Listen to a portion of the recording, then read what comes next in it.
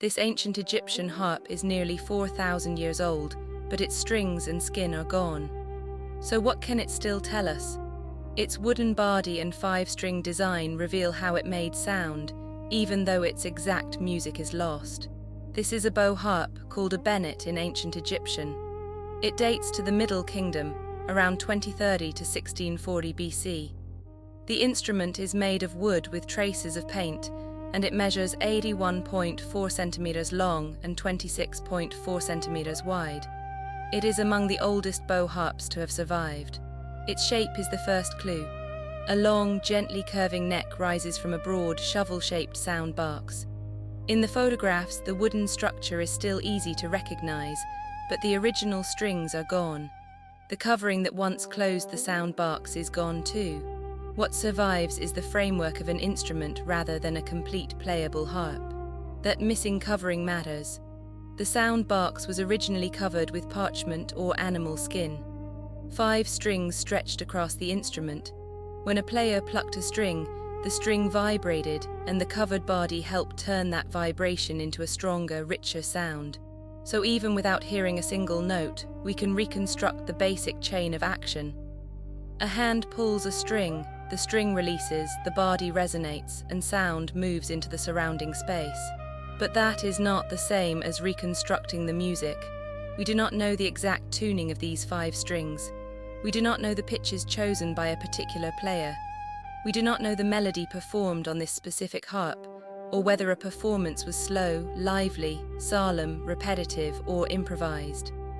The surviving object preserves the machinery of sound, not a recording of the sound itself. This is where visual evidence has to be handled carefully. Ancient Egyptian harpers could perform alone, or with singers and other musicians. That tells us the instrument belonged to a broader performance tradition.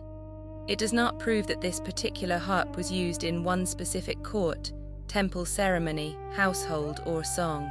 If we picture a musician sitting in a painted room, playing beside singers, or in an open courtyard, that can be a reasonable reconstruction of possibilities. It is not direct evidence for the history of this individual object. The place where the harp was found adds another layer.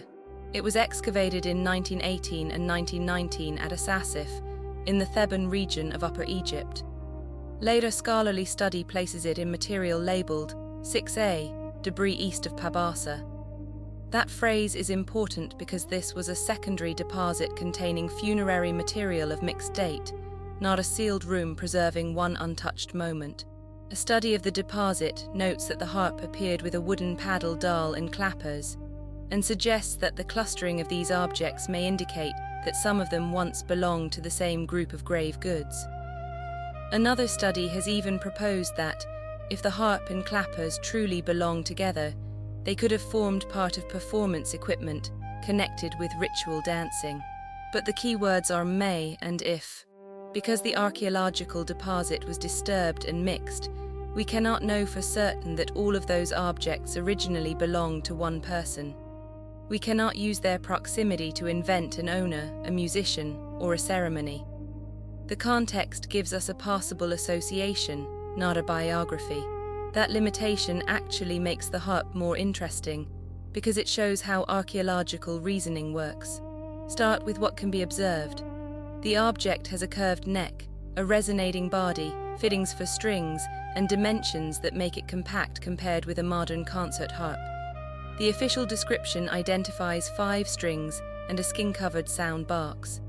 Evidence from ancient Egyptian performance shows that harpers could play alone or in ensembles.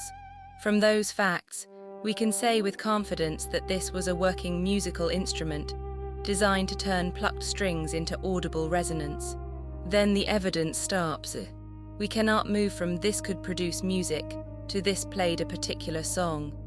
We cannot move from "harpers performed with singers" to "this harp accompanied a certain singer."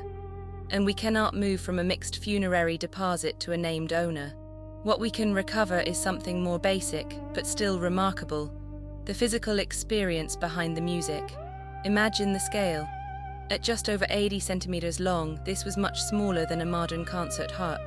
Its compact size suggests that it could be held close to the body. A player's fingers would work only a small number of strings. The sound would begin with touch, tension, release, and resonance. The room, courtyard, or open air around the player would then shape what listeners heard. Those details bring us close to ancient Egyptian music. Without pretending, we can reproduce it exactly. Nearly 4,000 years later, the strings are silent and the skin is gone. Yet the surviving wood still preserves the decisions of the maker.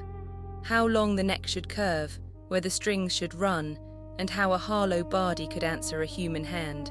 So can this silent harp tell us what ancient Egypt sounded like.